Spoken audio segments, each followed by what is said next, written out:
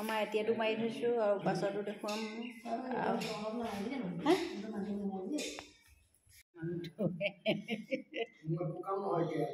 একো কাম নহয় আমাৰ ঘৰটো এয়া আমাৰ এতিয়া এইখিনি ভাঙি চিঙি কাম কৰা হৈছে আৰু 15 দিনৰ পাছত চাব ইয়াৰ পৰিৱৰ্তন এয়া মিলাই ভাঙিছে এতিয়া এইবোৰকে আমাৰ কাম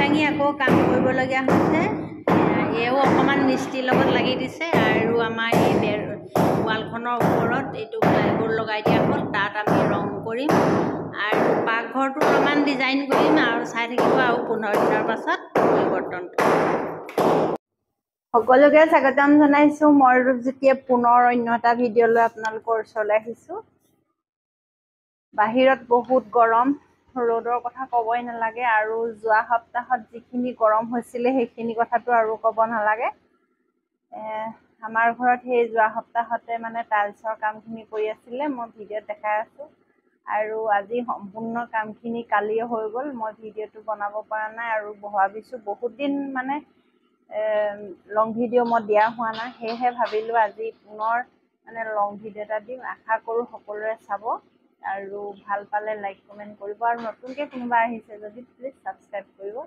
বলক আমাৰ ঘৰটো আজি মই দেখাওঁ সকলোখিনি আৰু এইটো স্লেবখনৰ তলত এইটো দেৱাল দিব লাগিব কৰিব লাগিব এইখিনিত ভাবিছোঁ এইডোখৰত মিড চেপ এটা দি দিম বুলি ভাবিছোঁ দুপলীয়াকৈ সেয়াকৈ কাম কৰিছোঁ বহুত দিগদাৰ হৈছে আৰু যিসকলে নতুনকৈ ঘৰ বনাইছে সঁচাকৈ বহুত ভাবি চিন্তিহে ঘৰটো প্লাষ্টাৰ কৰিব নহ'লে বহুত আমাৰ নিচিনাকৈ কষ্ট হ'ব বহুত বেয়া লাগে প্লাষ্টাৰবোৰ ভাঙিলে আৰু বিশেষকৈ এই ৱালবোৰ আমাৰ চব পটিন আৰু প্ৰাইমাৰ মাৰি থোৱা আছিলে এতিয়া প্ৰাইমাৰটো আকৌ এবাৰ আমি মাৰিব লাগিব যিহেতু বহুত লেতেৰা হৈ গৈছে সেয়াই আৰু দিলোঁ এয়া মিস্ত্ৰীক দেখাবলৈ নহ'লে বহুত গৰম পৰিছে বুজিছানা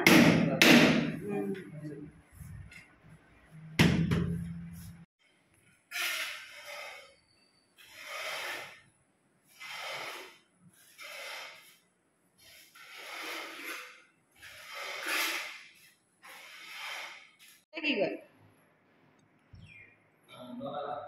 তামোল লগাবা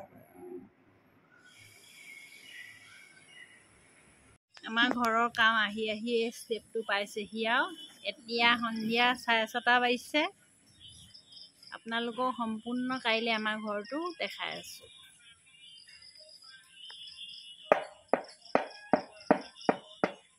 ইয়াৰ পৰাই আৰম্ভ হৈছে এইটো ষ্টেপ আৰু এইখিনি লগালে বাৰান্দাৰ টাইলছখিনি কেনেকুৱা লাগিছে জনাব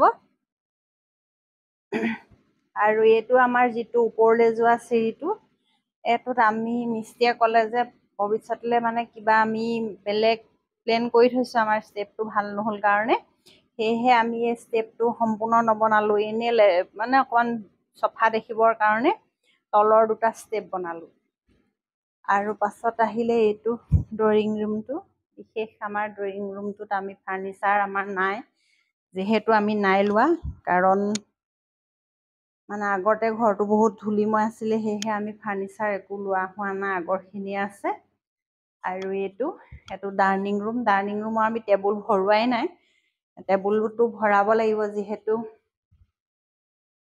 চফা কৰা হৈছেহে কালি আৰু পাকঘৰৰ ওপৰত এইখন আমি প্লাইবোৰ্ড লগাই দিয়া হ'ল আগতে খালী আছিলে খালী থকাৰ কাৰণে মানে পাকঘৰৰ যিমান বনালে মানে এই ফেনখন লগাব নোৱাৰি সেয়েহে মানে এইখন আমি লগাই দিয়া হ'ল তাৰ হাৱাটো টানি আনে তাৰপাছতে আহিলে পাকঘৰ মানে ইয়াত আমি বেলেগ এটা ৰুমত বনাইছোঁ আৰু ইয়াত আনিহে থৈছোঁ এইখিনি আপোনালোকে বেয়া নেদেখিব দেই যিহেতু মানে চব আনি থৈছোঁ ইয়াত আমি আকৌ এইটোত বনাব লাগিব সেইকাৰণে একো চিজিল লগোৱা নাই মই আপোনালোকক মাত্ৰ টাইলছখিনি দেখাইছোঁ কেনেকুৱা লাগিছে ক'ব টাইলছখিনি সেয়া আৰু বাহিৰত কেনেকুৱা ৰ'দ মিস্ত্ৰীকেইজনে কিমান কষ্ট হ'ল মানে এইকেইদিন ক'বলৈ বাকী নাই। টাইলছটো কেনেকুৱা লাগিছে ক'ব। পাকঘৰটোৰ টাইলছৰ ওপৰখিনি আমি নতুনকৈ লগাই দিছোঁ। হৈছিলে আজি অলপমান ধুলো, গোটেই ধূলি হ'ল ঘৰটো। সেয়েহে আৰু এটা মই বস্তু এটা বনালোঁ, আপোনালোকক মই দেখাওঁ। এই বস্তুটো, এই কাপোৰযোৰ হয় কাঞ্জিম পাট কাপোৰযোৰ লোৱা মোৰ বহুত দিন হ'ল, কিন্তু পতি এটা আছিলে বহুত গধুৰ। বাৰু এই কাপোৰযোৰ এতিয়া গৰম দিনত পিন্ধিব নোৱাৰি, কিন্তু এনেই কাপোৰযোৰ পেলাই দিবলৈও মন নগ'লে আৰু পিন্ধিবলৈও মন নাযায়। সেয়েহে ভাবিলোঁ, মই ইউটিউবতে ভিডিঅ' এটা চাইছিলোঁ, ধুনীয়া ধুনীয়া পতি লগাইছে। ভাবিলোঁ এইটো পাৰপিনটো আনি মই পতি এটা লগাই চাওঁ। এই পতিটো মই এতিয়া বৰ্তমান মই এনেকৈ লগাইছোঁ।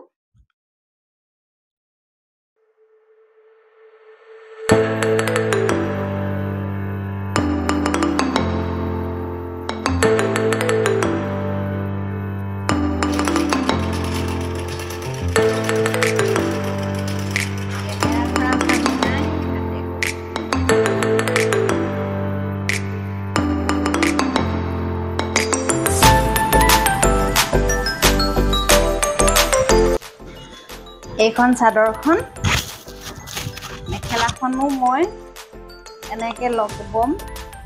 কেনেকুৱা লাগিছে? আৰু পুৰণা কাপোৰ যদিও ইয়াত যদি ডিজাইন এটা মই ধুনীয়াকৈ দিওঁ, ভাল হ'ব। ঠাণ্ডা দিনত পিন্ধিব পৰা হ'ব। অৱশ্যে গৰম দিনত কাঞ্জিম পাটটো পিন্ধিবলৈ ইমান ভাল নহয়।